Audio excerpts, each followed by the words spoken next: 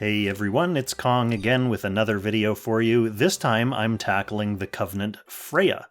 I've got Parn here, I've got Cherie, I've got Almeda, I've got Freya as my tank, and I've got Liffany. So unfortunately, Cherie and Almeda are unbuffed, but that hopefully won't matter. And of course I have my stat salad as well.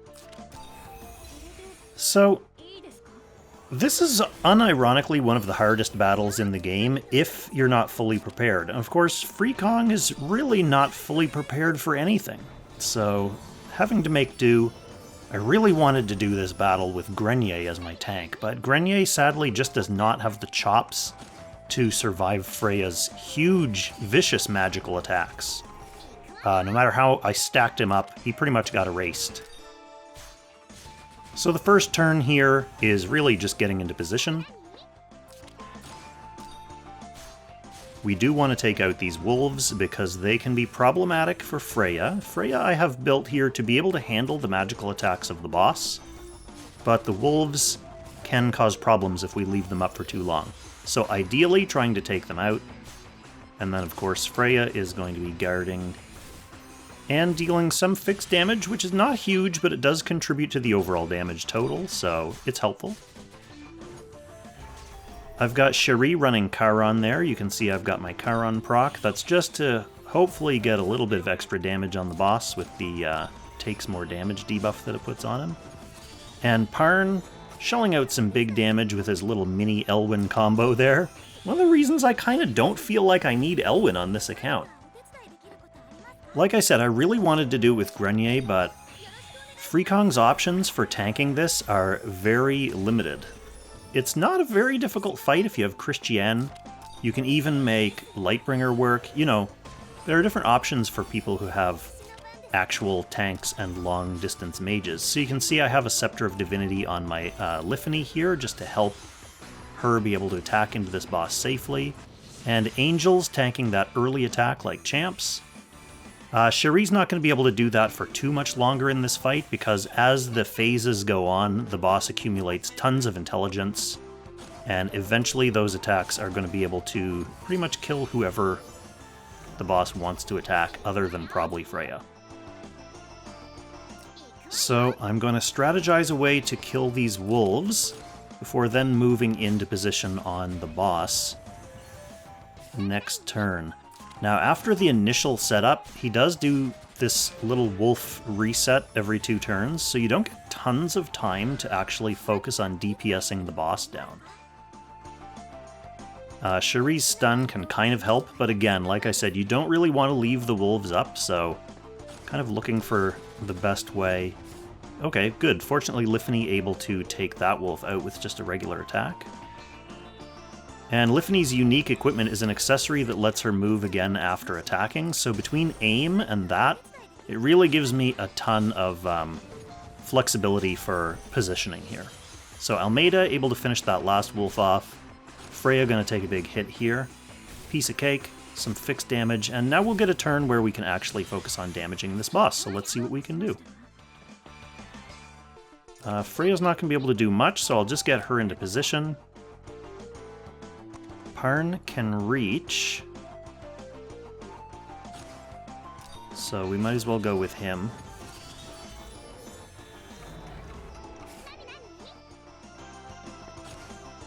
Maybe I should have gone with Cherie first there to try to get the Charon proc on and give Parn some more damage, but it didn't proc there anyway, so I can console myself with that knowledge. I'm going to leave this spot underneath Parn empty in the hopes that the boss will teleport there at his next reset, or her next reset, and that will kind of block the middle wolf in, so I won't need to worry about killing the middle wolf right away. I can do the side wolves and then basically keep the middle wolf hemmed in. Now the boss will normally be able to move to attack me, which then lets the wolf out. So that's something, I'm not going to be able to keep him trapped in there indefinitely, but it gives me a little bit of leeway for not having to kill all 3 wolves instantly. Sadly, the wolf that spawned in the middle is the one that's easy to kill, so let's figure out which of these wolves we need to devote which of our characters to. The one on the right is the tankier one, so he's more annoying. Not really able to, like, one-shot him with anyone. So let's go on the left one. Typically combo him down. Parn can kind of do a normal attack. Cherie does not have a great spot to attack him from and also get her act again. I mean, I guess I could just do a melee normal attack, but we'll go with Shadow Raid from up here. Ooh, catching a lucky breeze there, actually. That kind of bailed me out. So I can go and attack the right side wolf if I want, but I think I might just go on the boss. After all, this is my chance to do some damage. Freya gonna reset her faction buff up here, and then I'll let my mages take care of the right wolf, and we'll worry about the middle wolf next turn. So Liffany almost able to kill that. Park right here. This way the boss is still hemmed in. This is going to force her to move if she wants that wolf to be freed.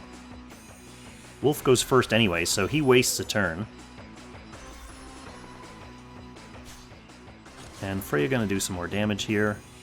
Okay, so actually now the boss is hiding behind that wolf, so I am going to need to do something about it if I want to DPS the boss this turn. Who would I rather go in there with? Cherie with just a normal attack, or Parn? I don't want to waste Parn's 3C on this one because he won't be able to get a long lead up, you know, like a runway. So let's see here. Probably just... yeah, I mean, I'm going to range this wolf down, and then we'll go in for a melee attack with either Cherie or Parn on the boss.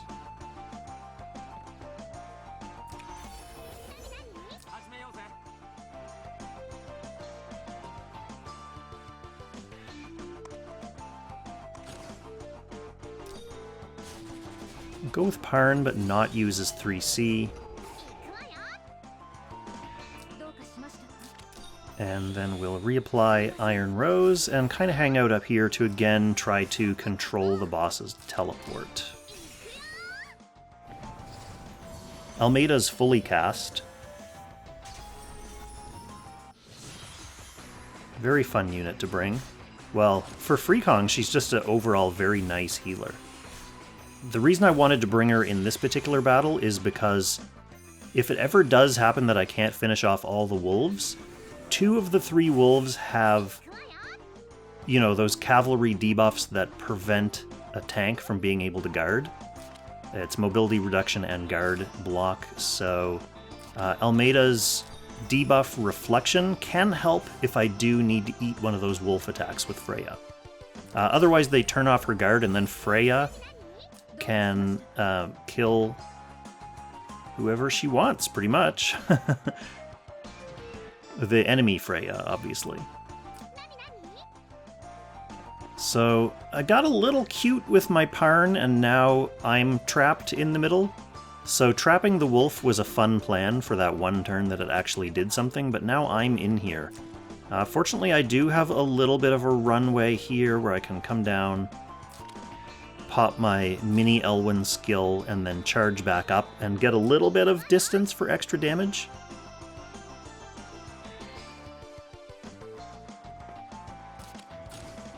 But let's focus on these side wolves first.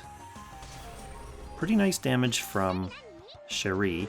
And those roast debuffs from Almeda actually really come in handy. I can kind of make the wolves a bit easier to kill. I can do more damage to the boss. Alright, so let's do our little run back and charge with Parn here. Should be pretty good damage even with only 3 spots.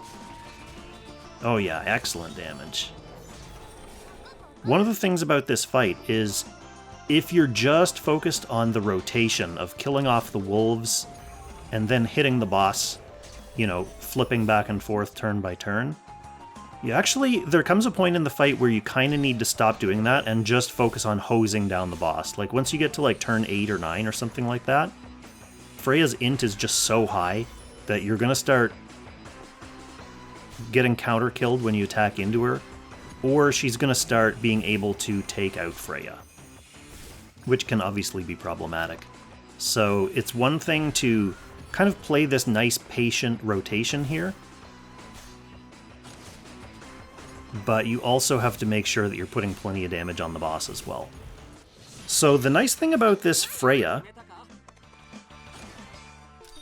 I've got her, you know, stacked up with as much damage reduction as I can find. She's got 15% DR in her talent. Iron Rose gives her 20% magic DR. I have her on Steel, which is another 10%. She's wearing Tiamat's Blessing, of course, for another 20% magic DR. I actually even gave her this Scryer SR accessory, which is 10% range damage reduction. What else does she have? I'm sure she has more. Obviously, the Royal Protectors are 30% magic damage reduction for the troops.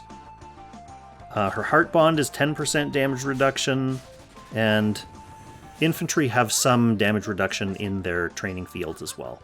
So overall, it's, you know, tons of DR. That's why she's surviving these hits and taking almost no damage. So she's the perfect Freekong tank for this particular fight. And being able to splash a little fixed damage around just to help chip in with the damage definitely helps. So we're on turn 9 here, I think. So this is definitely going to be where I want to start just putting damage on the boss. I think Freya is looking like she's low enough that I can probably just hose her down with the DPS that I have left. Let's just take a look at her HP here. Oh yeah, she's under 100. So, I mean, even Parn's doing, like, he was doing 50 and 60,000 damage, so I should be able to finish this off. If I get counter-killed, it doesn't really matter, because I have enough units to be able to put some respectable damage up. So there goes Cherie. Thank you, Cherie. Your job has been done admirably. Oh, Parn did not do that great damage this time, but he survived. He has Tiamat's Blessing as well. But she's definitely low enough that I can finish her off. Let's go with Liffany. A little chip with Liffany just to finish that battle. And that is another Covenant added to Freekong's collection. Pretty tricky one. I didn't know if I was going to be able to get that unlocked with Freekong, but fortunately we managed to put a team together. Kind of a scrappy looking little team. I mean, Freya ended up being a no-brainer. So fun little fight. I don't think there'll be another Covenant unlocking video for a bit, because I need to take some time working through Freya's stages here before I'm able to move on to the next one. And there's going to be another little news video coming up about the Freekong account, since you've all been voting for the past week and a half or so. So stay tuned for that as well.